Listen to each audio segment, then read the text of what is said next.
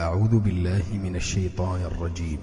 وقال فرعون ذروني أقتل موسى وليدع ربه إني أخاف أن يبدل دينكم أو أن يظهر في الأرض الفساد.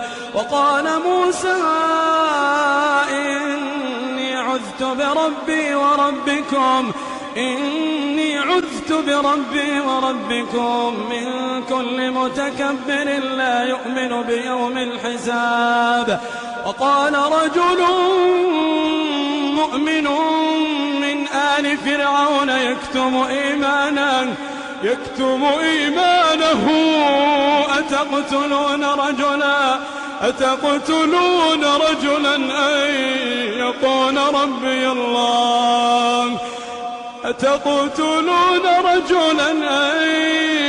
يقول ربي الله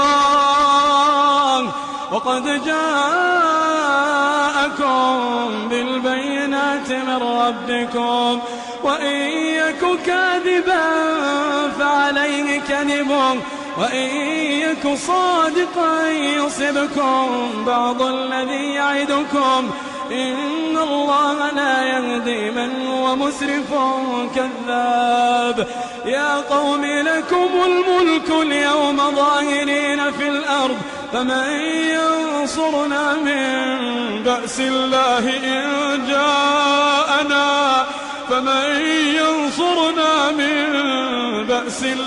إن جاءنا قال فرعون ما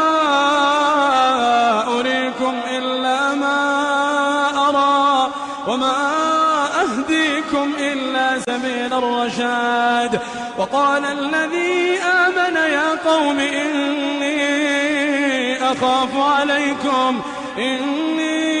أخاف عليكم مثل يوم الأحزاب مثل دأب قوم نوح وعاد وثمود والذين من بعدهم وما الله يريد ظلما للعباد. ويا قوم إني